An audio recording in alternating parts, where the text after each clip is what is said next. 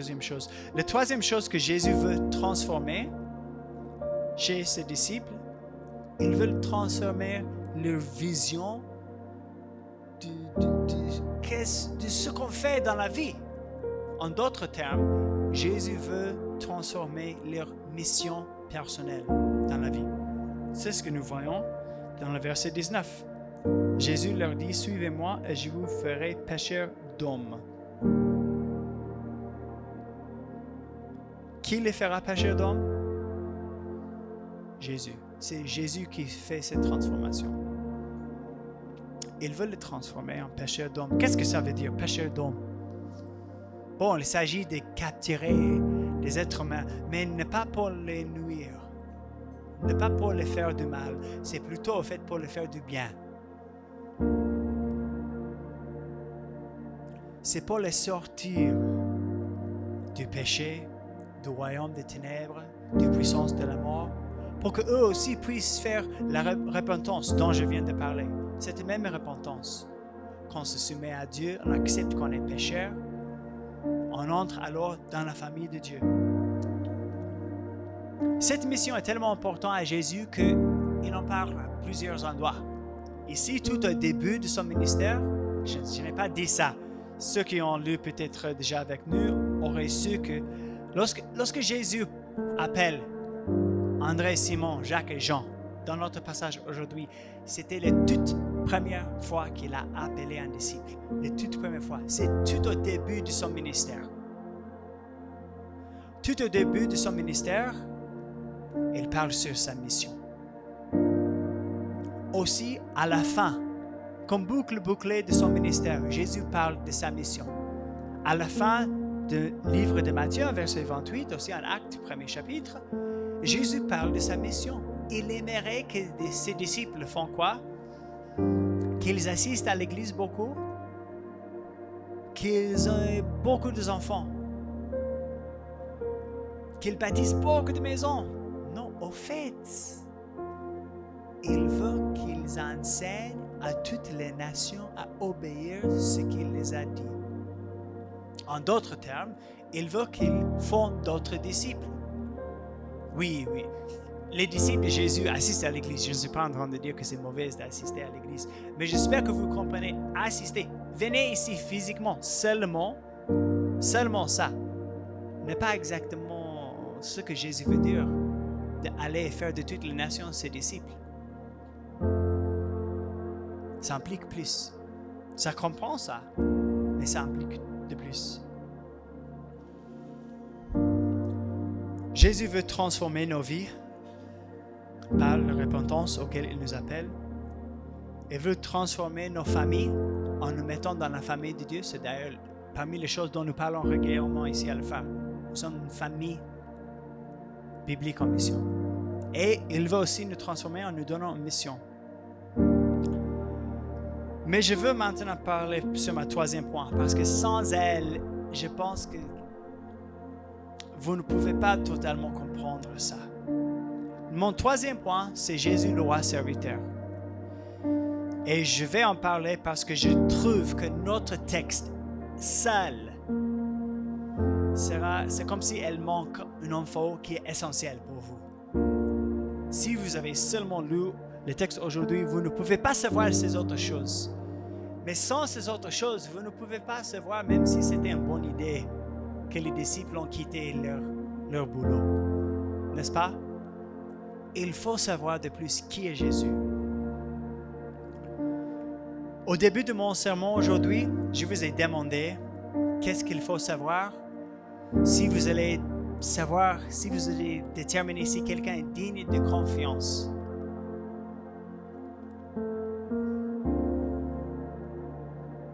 C'est très important de vous demander cette question. Il y a beaucoup de monde qui peut-être sont en train de vous poursuivre. Beaucoup de monde qui ont même peut-être des bonnes idées. Ils veulent vous transformer en quelque chose. Il ne faut pas faire confiance à tous. Vous avez besoin de savoir s'ils ont vos intérêts à cœur et s'ils peuvent mettre en action leurs idées.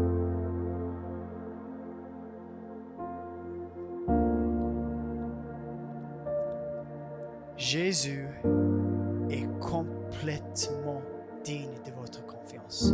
Pourquoi je le sais? À cause de suite de l'histoire. Qu'est-ce qui se passe à la fin de l'histoire de Jésus avec ses disciples? Quelque chose qu'il n'attendait pas. Pas du tout.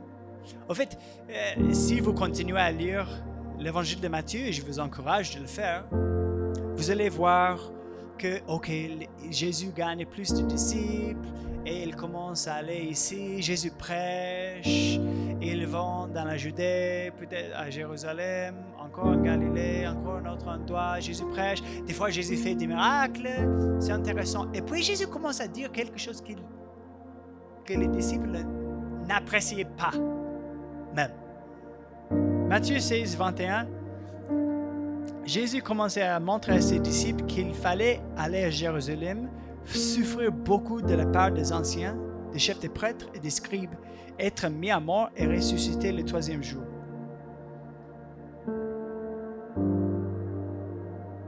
Il dit encore à Matthieu 20, « Voici, nous montons à Jérusalem, le Fils de l'homme sera livré aux principaux sacrificateurs et aux scribes, et ils le condamneront à mort, et les livreront aux païens pour qu'il soit bafoué, flagellé, crucifié, et il ressuscitera le troisième jour. »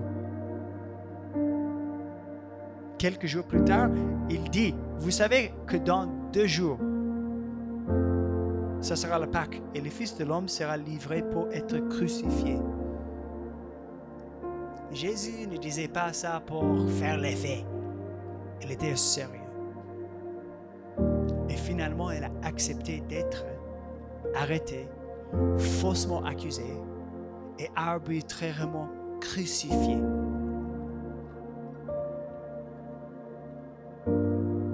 Quoi? Si vous étiez Jean et Jacques, vous disiez quoi? Je suis certain, lorsqu'ils étaient en train de faire la pêche, ils ne pensaient pas que ça va amener là.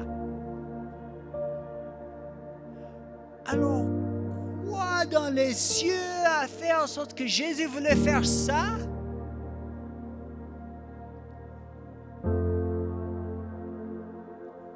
C'est la même raison pour laquelle Jésus est digne de confiance. C'est la même raison pour laquelle vous pouvez suivre Jésus en toute liberté. C'est parce que Jésus est le roi serviteur qui aime ses disciples. Il y a beaucoup de confusion autour de cette question. Pourquoi Jésus est venu? Quelle est la raison ultime de pourquoi Jésus est venu? Mais Jésus, selon lui, qui d'ailleurs serait une bonne source, je pense, pour répondre à cette question, selon lui, Jésus est venu pour être les victimes expiatoires pour nos péchés. Victime expiatoire, qu'est-ce que ça veut dire? Là, j'ai fait référence à Romains 3, 25, Hébreux 2, 17, 1 Jean 4, 10. Vous pouvez le lire si vous voulez. Mais il faut que j'explique victime expiatoire. Qu'est-ce que ça veut dire? Comprendre expiatoire, ça veut dire quelque chose qui calme ou qui pacifie quelqu'un qui est en colère. Imagine avec moi que il y a quelques années, vous avez un boulot au bar métro. Combien d'entre vous vous rappelez du bar métro? C'était sur Avenue Calais, ici. Et qu'est-ce qui s'est passé au bar métro? Incendie. J'ai vu des images, le feu était très grand. C'est tout près de chez moi. Incendie. Or, imaginez, et c'était totalement détruit, perte totale. Il n'est resté que les ciments en bas. Imaginez que vous travaillez à métro. Vous étiez serveur. Ça va? C'était délicieux au métro. Imaginez, et je ne connais pas cette histoire, c'est une imagination, ça va? Mais imaginez que vous serviez et ce jour-là, au fait, vous avez commencé à prendre un peu d'alcool. Et quand vous prenez cet alcool, ça fait en sorte que vous trébuchiez à cause de votre erreur. Imagine ça. le propriétaire du métro, il se sentira comment contre vous? Très amical. Très bien. Kalisana. N'est-ce pas? Extrêmement fâché contre vous. Comment vous avez fait ça? Il parle à un avocat qui lui dit voilà ce qu'il faut faire, voilà, et son comptable. Et bon, vous travaillez pour lui, alors il sait où vous êtes, il sait comment vous contacter. Et il vous donne comme un facture. Vous me devez, à cause de vos erreurs, vous me devez 300 000 $.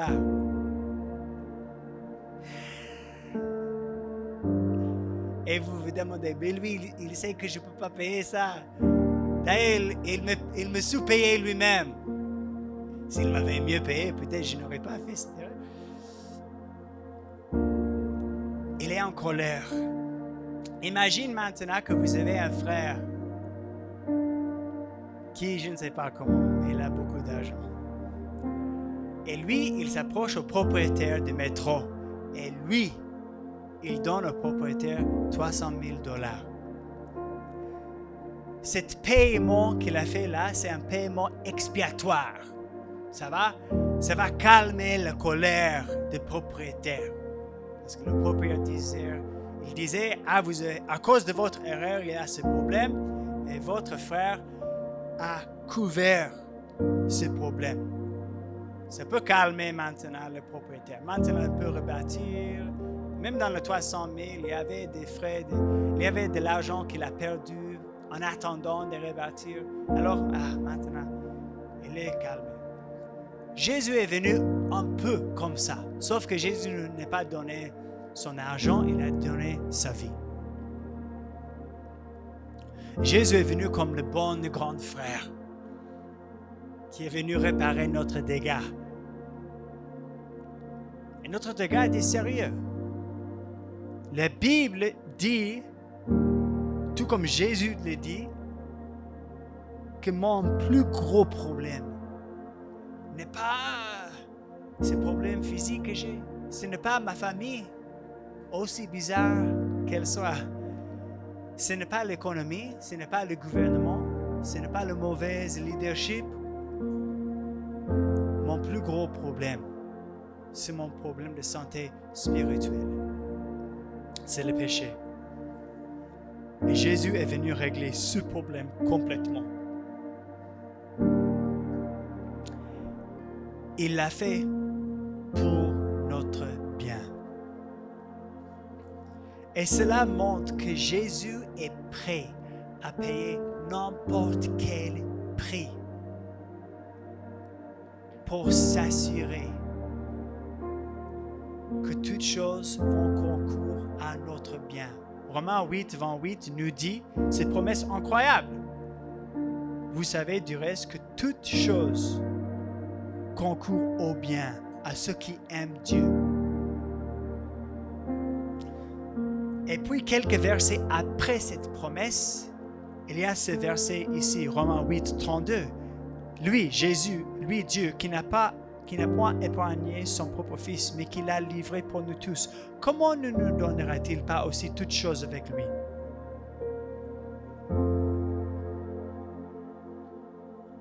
J'espère que vous voyez que Jésus est le leader en qui tu peux mettre toute ton confiance, sans condition.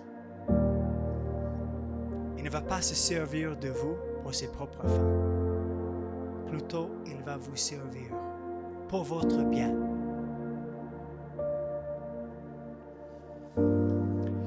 Si tout cela est vrai, alors quel changement ça devrait avoir dans nos vies? Je vais maintenant parler sur l'application. La première application, c'est que vous compreniez, vous, personnellement, aujourd'hui, Jésus vous poursuit. Il vous appelle. Il vous appelle à la transformation. Mais rappelez-vous ce que j'ai dit. Ce n'est pas vous qui allez vous transformer. C'est Jésus qui va le faire. Votre travail, c'est quoi? Les disciples faisaient quoi? Ils ont quitté et suivi Jésus. Jésus vous appelle à le suivre. Votre travail, c'est de lui faire confiance et lui suivre. En lui suivant, il va vous transformer.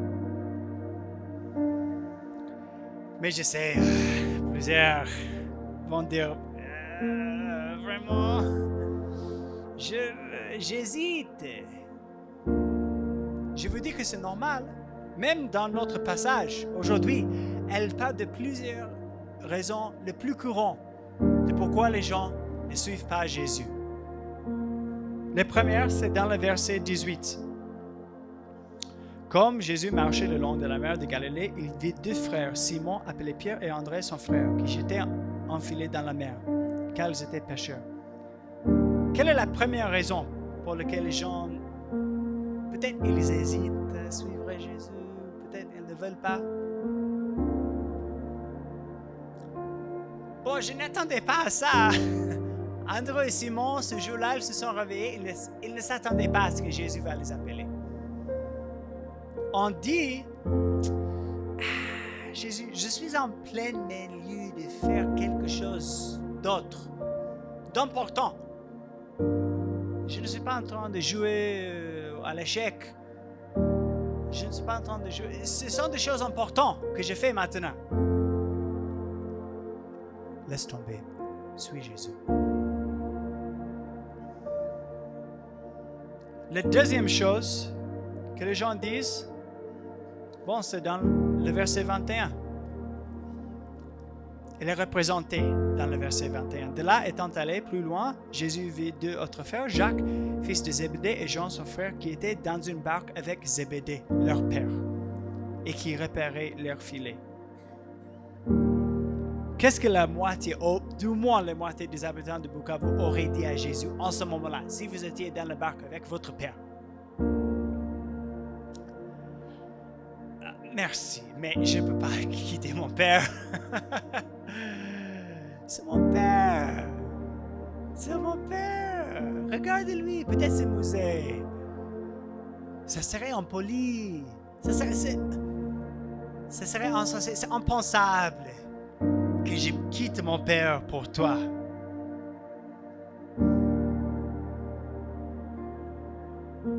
Pour beaucoup, nous laissons à notre famille et surtout les parents ou les aînés d'exercer un pouvoir énorme sur nos vies. Est-ce que je peux le dire aussi délicatement que possible? Ton père n'est pas Dieu. Et ta mère n'est pas Dieu. Et ton oncle n'est pas Dieu. Même s'il a payé tes frais scolaires. Même s'il t'offre un emploi. Même si actuellement tu travailles pour lui. Refuser de suivre Jésus à cause des pressions familiales, parce que la famille nous retient, est une folie. Je ne suis pas en train de dire qu'il faut être impoli, qu'il faut manquer de respect envers eux. Ce n'est pas ce que je dis. D'ailleurs, la Bible souligne qu'il faut respecter sa mère et son père. Mais ce que je veux dire, est-ce que ces personnes-là, ils ont l'autorité suprême pour décider les choses importantes de nos vies? Devrait-il avoir cette autorité? Qui devrait avoir cette autorité?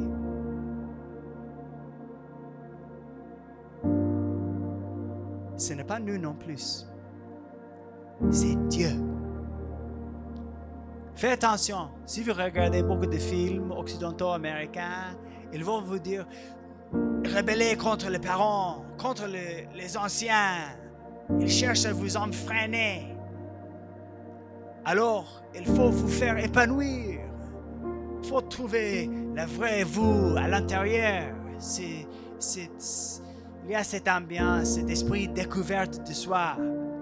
C'est quand même une bêtise aussi. C'est juste une justification pour votre égoïsme.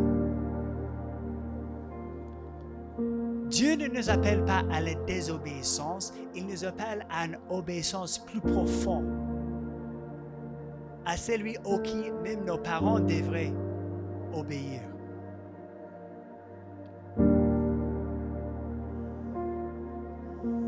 La troisième chose que je veux nous dire, qui est montrée par notre passage, c'est que ce passage et l'appel de Jésus et de la vie de Jésus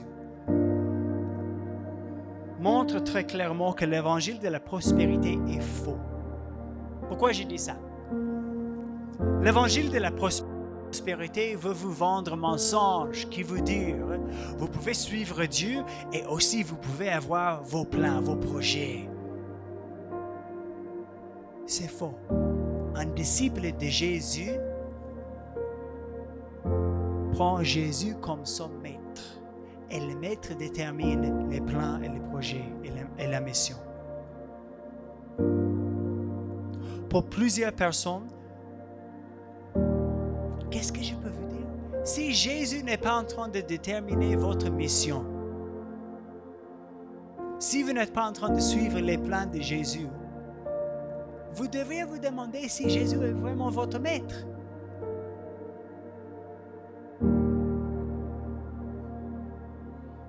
Si Jésus n'est pas vraiment votre maître, est-ce que vous êtes alors un disciple de Jésus?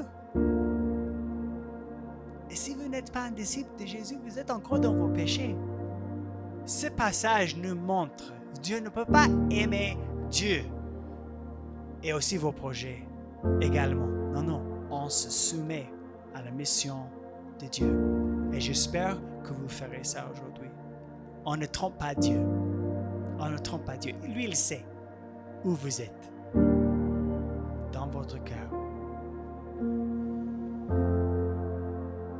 Si vous voulez, si cela vous décourage, je vous dis, ne regardez pas au court terme. Ne regardez pas au court terme. Jésus a votre meilleur intérêt à cœur. Jésus voit très loin. Souvent, nous agissons en insensé. Souvent, nous sommes comme des personnes qui ont deux problèmes. N'est-ce pas? J'ai cancer au poumon. Et j'ai aussi une grippe. Et après une semaine, les grippes me quittent. Et je suis très content. Ces grippes m'a quitté. Et c'est comme si je ne constate pas que ce cancer au poumon va me tuer en 3 mois. Nous regardons au court terme. Jésus nous invite à faire ce qui est essentiel, ce qui est plus important, ce qui est éternel. Il vous invite à ça, il vous appelle à ça.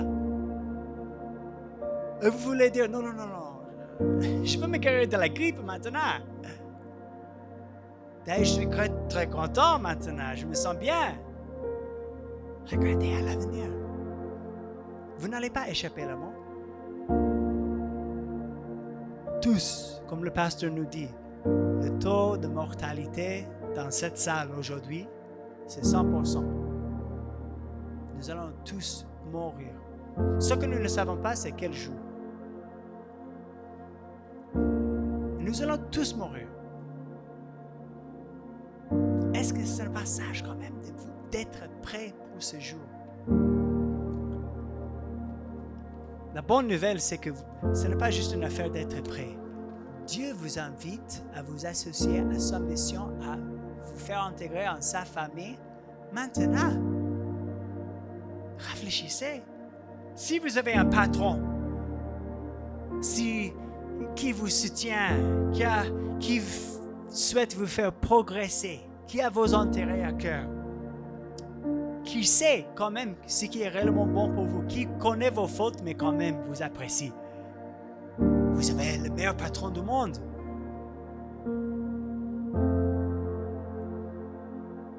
Ce patron mérite d'être suivi. Et le suivre ne peut être que bénéfique pour vous. Si ce patron vous dit, viens, suivez-moi, n'hésitez pas. laisse tout tomber et suivez Jésus.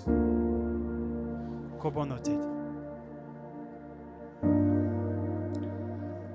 Seigneur Jésus, nous sommes reconnaissants du fait que